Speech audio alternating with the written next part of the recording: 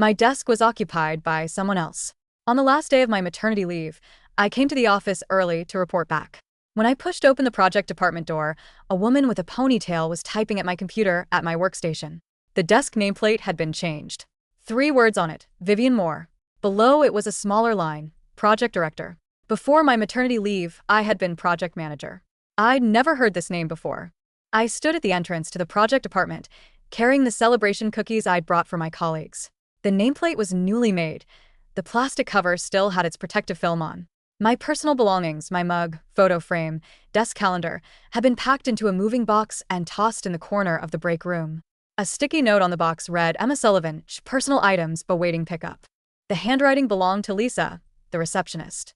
I didn't touch the box. I turned and headed to HR. Rachel was inside. The company's HR director, in her early 40s with pearl earrings, always spoke with a smile. Emma, you're here? Sit, sit, sit. She poured me a glass of water. I said, someone else is sitting at my desk. She smiled slightly. The company did a restructuring in Q3. Your position was consolidated. Consolidated? The Horizon project now reports to Vivian Moore. She's our new project director. Your project manager position has been eliminated. I stared at her. The employment contract I signed before my maternity leave listed my position as project manager. Contracts can be amended. Rachel pulled a document from her drawer and pushed it toward me. The company has arranged a new position for you, administrative support specialist. Take a look. I looked down at the transfer agreement. Monthly salary, $6,500. Before my maternity leave, my monthly salary had been $18,000. I said, my position is project manager with a salary of $18,000. It's clearly stated in my employment contract. Rachel's smile faded. Emma, let me be frank. You've been gone for 98 days. The company doesn't support freeloaders. Projects can't stop. Clients can't wait. During the 3 months you were away, the team has established a new rhythm. She pushed the transfer agreement closer to me. Administrative specialist is also a formal position. It's stable, no overtime, suitable for your current situation. What situation? You just had a baby. She smiled. Managing projects is stressful. What if your milk supply? I didn't let her finish.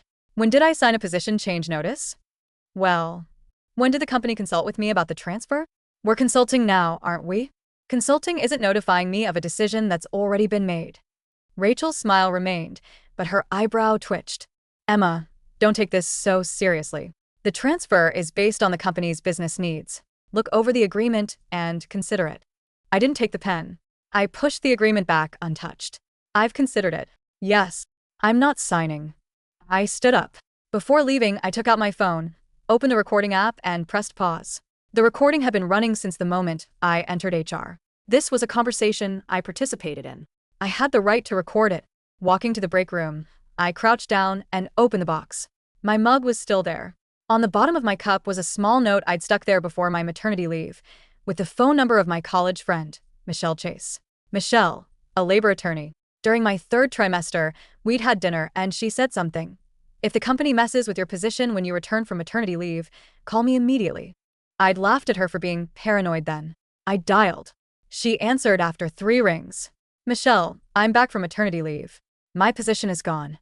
Did you record it? Yes. Did you sign the transfer agreement? No. Good. Her voice was steady.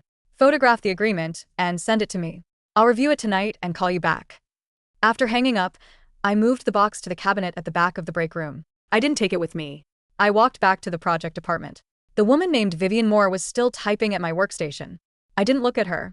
I opened my phone and logged into the company's project management system. Horizon Group's Smart Logistics Platform project. The project I'd led for 8 months. I clicked on the project details page. The project lead section had a different photo. An unfamiliar face. Below it, the name, Vivian Moore. I sat in the coffee shop on the ground floor of the office building and took screenshots of the project system pages. Sent them to Michelle. Then sent another message. I managed this project from initiation to contract signing.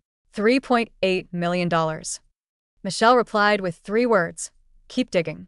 I opened WhatsApp and searched for the project group chat. Horizon Group Project Team. I'd been removed. When I tried to access it, there was only one gray line. You have been removed from this group by the administrator. I checked when I'd been removed. April 17th. Day 15 of my maternity leave. That was 3 days after I'd left the postpartum care center. My phone vibrated. Jenny. Jenny was a junior project manager in the project department. I'd mentored her for 6 months. Before my maternity leave, she'd help me follow up on the final payment confirmation for the Horizon project. The message was brief. Emma, you're back? Can we talk? I replied. I'm at the coffee shop downstairs. 5 minutes later, she came down. She sat down, stirring her coffee, not looking at me. Emma, there's something I don't know if I should tell you. Tell me. She opened her phone, searched for a while, then pulled up a photo and handed it to me. It was from last Friday's project review meeting, a photo of the projection screen. The PPT cover read, Horizon Group's Smart Logistics Platform Project Review Report. The bottom right corner credited, Project Director Vivian Moore. I said, scroll through. She flipped to page 7. Client pain point analysis diagram. I'd drawn it. A month before my maternity leave, I'd worked from home until 2 a.m., creating 3 versions in Visio before settling on the third. Flip to page 12. Technical Solution Comparison Matrix. Every vendor score, weight, and unit price. I'd filled them in line by line. Flipped to page 23. Project Phase 2 Expansion Plan. I'd written this during my last week before maternity leave. I finished at 3 a.m. Contractions had already started. Every page had the same credit in the bottom right corner. Vivian Moore. Jenny didn't dare look at me. At the review meeting, Vivian presented everything. Deputy Director Anderson sat below, nodding the whole time. During the presentation, did she mention my name at all? Jenny shook her head. What about the others? Nobody mentioned you. I handed her phone back. Emma, what are you going to do? Can you do me a favor? Name it. The review meeting PPT, can you get me the electronic file somehow? Jenny hesitated, then said, it's archived in the meeting system. I don't have access, but I can photograph all the projected slides for you. That's enough. I continued. One more thing. Yes. You've worked in the project department for 6 months. You followed the Horizon project from initiation to contract signing. You know who wrote the proposal. Of course you wrote it. Jenny said, every time we revised the proposal, you sent it to me to verify the data. I still have all the versions you sent in my email. Keep those emails safe. Emma, I'm not asking you to pick sides. I only need one fact. Who created this proposal? If one day you need to tell the truth, would you be willing? Jenny looked at me for 3 seconds. Yes. I got home, nursed the baby, and put her to sleep. I opened my personal email account. Before my maternity leave, I'd forwarded all Horizon project correspondence to my personal email. Not because I anticipated today, but because after working on a project for 8 months, these materials felt like a diary to me. I opened the first email. Date, July 6th last year. Subject, Horizon Group's Smart Logistics Platform Project, Initiation Application. Zenda, Emma Sullivan. Recipients, Deputy Director Anderson, CEO Shaw from Horizon Group. This email was dated 8 full months before Vivian Moore's hire date. I opened the last email before my maternity leave. Date, March 12th this year, 2:07 a.m.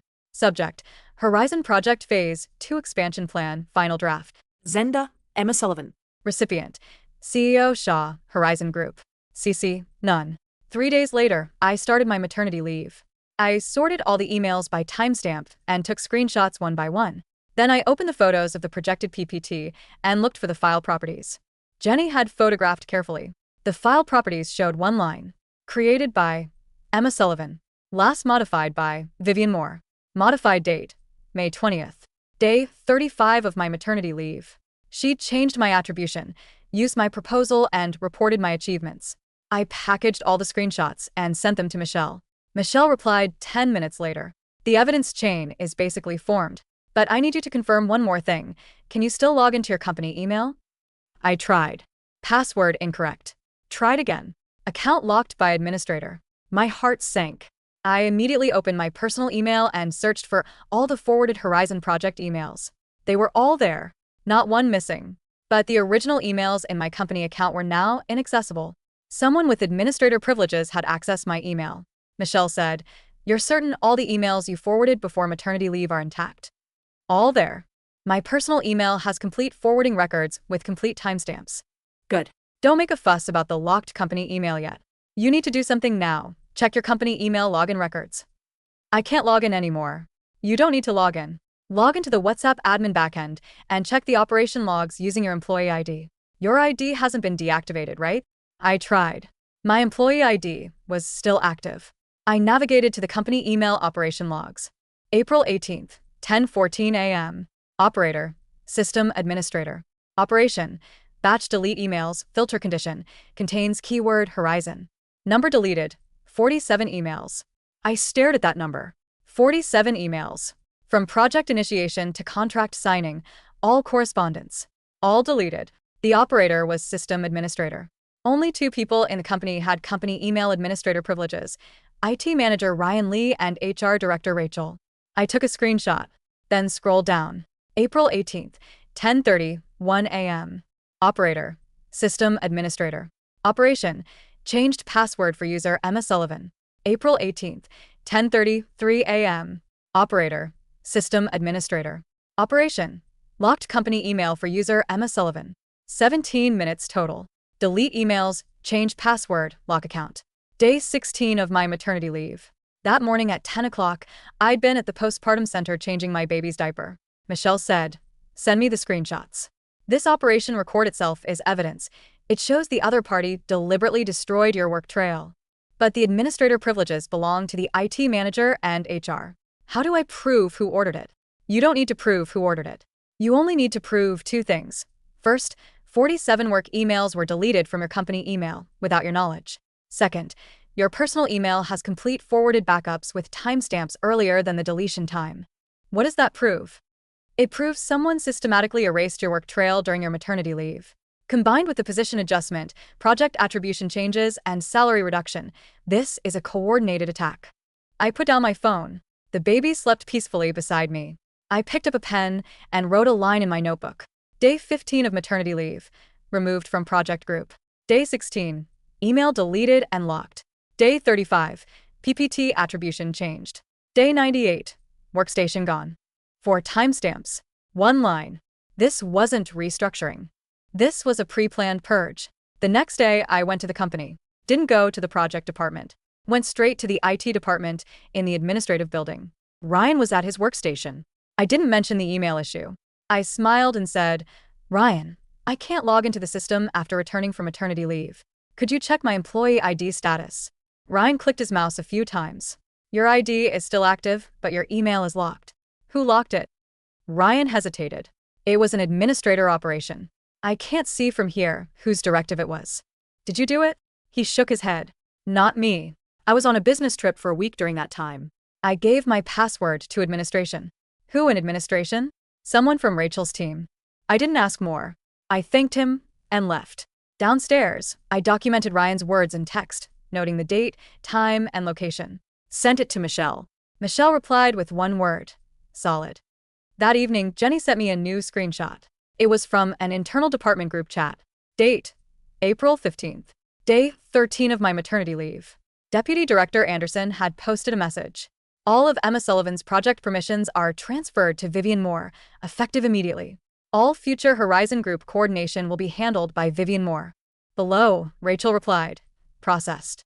Further down, Vivian responded with a received emoji. In the entire message chain, no one mentioned whether Emma knows. No one mentioned handover. Nobody at DME, because I'd already been removed from that group.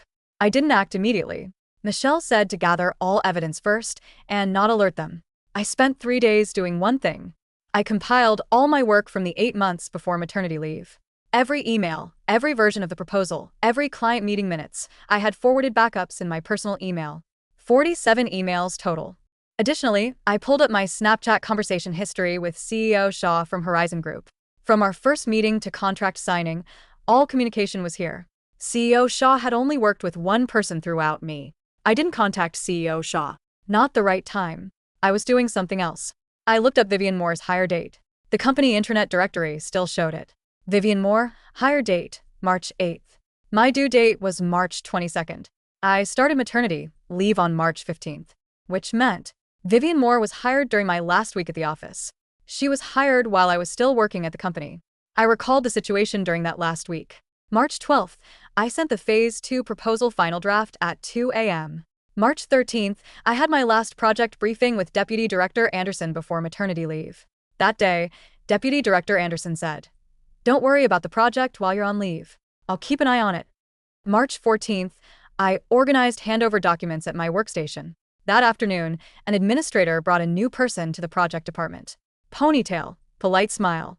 This is our new hire, Vivian Moore. She's getting familiar with the environment. I nodded at her. Didn't think much of it. I assumed she was a new project assistant. March 15th, I started maternity leave. Looking back now, Vivian Moore hired March 8th. Deputy Director Anderson tells me on March 13th, I'll keep an eye on the project. I leave March 15th. April 15th, day 13 of my leave. Deputy Director Anderson posts in the group that project permissions are transferred to Vivian Moore. April 18th, my email is wiped. May 20th, PPT attribution changed. July 1st, I return. My workstation is gone. The entire timeline was crystal clear. This wasn't a temporary arrangement after I left. This was arranged before I even left. I organized the timeline into a table and sent it to Michelle. Michelle sent back a long message. This is worse than I anticipated. This isn't simple maternity leave discrimination. This is premeditated position replacement. They arranged someone to be hired, waited for you to leave, then transferred permissions, deleted traces, changed attributions, and finally forced you to transfer or resign. The evidence chain is sufficient to initiate labor arbitration, but you still need one key piece of evidence: motive. You need to figure out Vivian Moore's background and why Deputy Director Anderson would do this. That evening, Jenny sent me another message. Emma, I found something out. What? Vivian Moore used to be a project assistant at Prosperity Tech. The VP at Prosperity Tech is college friends with Deputy Director Anderson.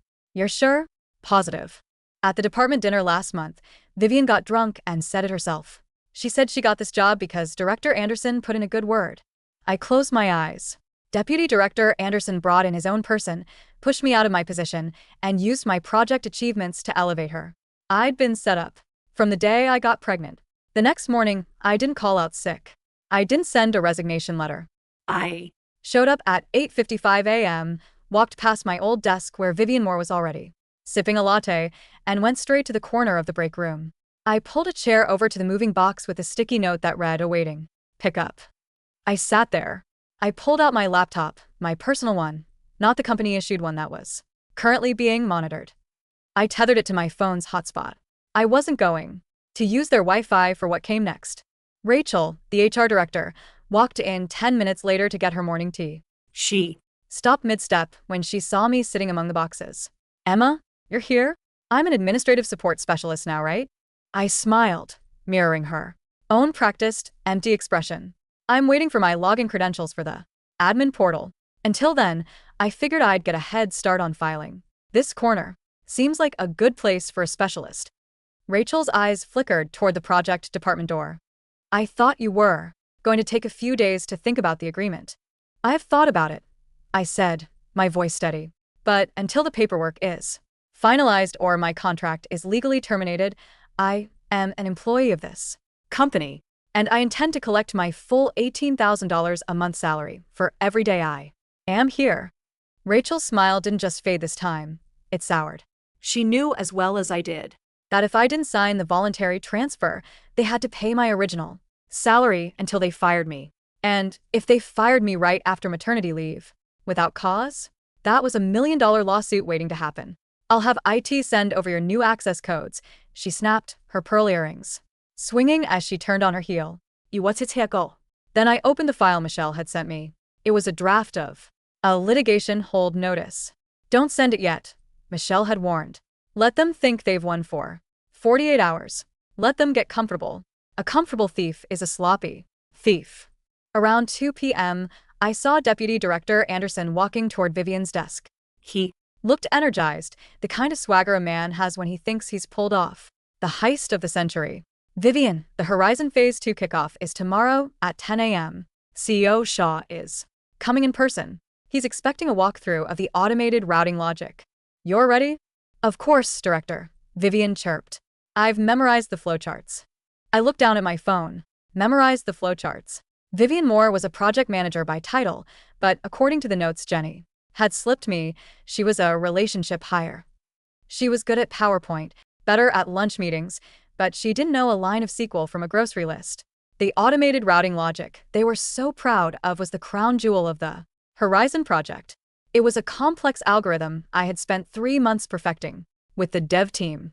It had a failsafe built into the architecture, a specific sequence of commands that had to be triggered if the server load exceeded 80%.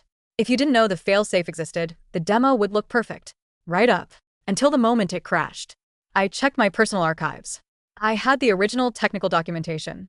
I Also had the notes for future development I'd written on my last day. had. Never sent those notes to Anderson. I'd been waiting for the handover. The meeting he'd skipped to give my job to Vivian. I sent a quick message to Jenny. Did Vivian ever ask the dev team for the stress test protocol? Jenny replied instantly. No. She told the devs she didn't need a briefing. Because the documentation is self-explanatory. She's just going to run the standard simulation script tomorrow. I leaned back in my chair. The standard simulation script was designed for a 10% Load. CEO Shaw, a man obsessed with high-capacity resilience, always insisted on seeing the system pushed to its limit during live demos. Vivian was walking into a minefield, and Anderson was the one who had handed her the map, not realizing it was blank. The next morning, the Horizon Group executive team arrived. CEO Shaw was a tall, silver-haired man with a reputation for being as sharp as a razor. I stood by the break room coffee machine as they walked past. Shaw stopped. He recognized me. Emma? I heard you were back. Good to see you. He moved to shake my hand, but Anderson quickly stepped between us, his hand extended. Mr. Shaw, great to have you. Yes, Emma is back, though she's currently transitioning into a less demanding role to focus on her new family. We've moved the Horizon account under Vivian Moore. She's our new director of projects. Shaw's eyebrows shot up. He looked at me, then at Anderson. I didn't say a word. I just gave a small, polite, administrative nod. Less demanding? Shaw repeated, his voice trailing off. He was a client who had worked with me through late-night crises and 2 a.m. deployments. He knew my work ethic. Vivian has been handling the Phase 2 transition flawlessly, Anderson added, ushering Shaw toward the conference room. Shall we? I didn't follow them. I went back to my box in the break room. 10 minutes into the meeting, the glass walls of the conference room became a theater. I could see the projection screen. Vivian was standing, gesturing at the PPT, my PPT, the one where she had scrubbed my name and replaced it with hers. I saw Shaw leaning forward. He asked a question. Vivian pointed at a slide. Shaw shook his head and pointed at the screen. He wanted to see the live stress test. I pulled out my phone and sent one final document to Michelle. It's happening. Send the notice now. At 10:22 a.m., while Vivian was clicking the button to initiate the high-capacity routing simulation, every executive in our company, the CEO, the board of directors, Rachel in HR, and Anderson, received a high-priority email from Chase and Associates, Labor Law. The subject line, formal notice of spoliation of evidence and pending litigation. Emma Sullivan v. Company name. Inside was a PDF containing the screenshots of the deleted emails, the system logs showing the unauthorized access to my account, and the PPT properties, proving that Vivian Moore had plagiarized the entire project. In the conference room, the theater turned into a tragedy. The screen on the wall, which should have been showing a smooth flow of logistics data, suddenly turned a violent shade of red. A system exception. Error popped up in a font large enough for everyone in the room to read. Vivian froze. She clicked the mouse repeatedly. Nothing. It's just a minor lag. I heard Anderson's voice booming through the glass, trying to cover the panic. Vivian, just refresh the cache. I am. It's not responding. Vivian's voice was high-pitched, nearing a break. Shaw stood up. He didn't look at the screen anymore. He looked at Vivian. What is the redundancy protocol for an 80% load surge? Shaw asked. Vivian stared at him. She looked at Anderson. Anderson looked at the floor. The system handles it automatically, Vivian stammered. No, it doesn't, Shaw said, his voice cold. Emma Sullivan explained the manual. Override logic to me during the Phase 1 wrap-up. She said it was a failsafe she designed specifically for our proprietary server structure. Where is the documentation for that? I have it right here, Vivian said, frantically flipping through the binder on the table, but she didn't have it. I had the only copy, and it was currently sitting in the box next to my mug. The door to the conference room opened. Our company's CEO, Mr. Henderson, walked in. He wasn't looking at the project. He was looking at his iPad, his face pale. He had just read the email from Michelle. He looked at Anderson. He looked at Vivian. Then he looked through the glass and saw me, sitting on a folding chair next to a pile of trash, holding a lukewarm cup of coffee. Meeting adjourned, Henderson said, his voice trembling with a mix of rage and terror. Mr. Shaw, I apologize. We have an internal emergency. I was summoned to the CEO's office 30 minutes later. The room was crowded. Henderson was there. Rachel was there, her pearl earrings, looking strangely dull. Anderson was standing in the corner looking like he wanted to vanish. And sitting at the head of the table was Michelle, my lawyer. She had arrived in person looking every bit the shark she was. Sit down, Emma, Henderson said. He looked like he hadn't slept in a week, even though the crisis had only been active for an hour. We've reviewed the materials your counsel provided, Henderson began. And we've conducted a preliminary check of the IT logs. It appears there was a misunderstanding regarding the handling of your accounts during your leave. It wasn't a misunderstanding, Michelle interrupted. It was a systematic attempt to erase my client's professional identity and steal her intellectual property to facilitate a fraudulent promotion for a friend of Deputy Director Anderson. We have the timestamps. We have the deleted files. We have the created by metadata. Michelle pushed a piece of paper across the table. Here are our terms for avoiding a public, multi-million-dollar lawsuit that will, I assure you, result in the Horizon Group pulling their contract for cause. 1. Immediate termination of Vivian Moore for cause, plagiarism, and professional fraud. 2. Immediate termination of Deputy Director Anderson for cause gross misconduct and conflict of interest. 3. A formal investigation into HR's role in the destruction of evidence, starting with Rachel. 4. Emma Sullivan's reinstatement as project director, not manager, with a salary increased to $25,000 a month to account for the additional responsibilities she is clearly already handling. 5. A lump sum settlement of $250,000 for emotional distress and violation of maternity leave protections. Rachel gasped. That's extortion. No, I said, speaking for the first time. Extortion is telling a new mother she's a freeloader while you're deleting her life's work at 10 a.m. on a Tuesday. I looked at Henderson. Mr. Shaw is downstairs in the lobby. He's waiting for me to go down there and explain why his $3.8 million project just crashed.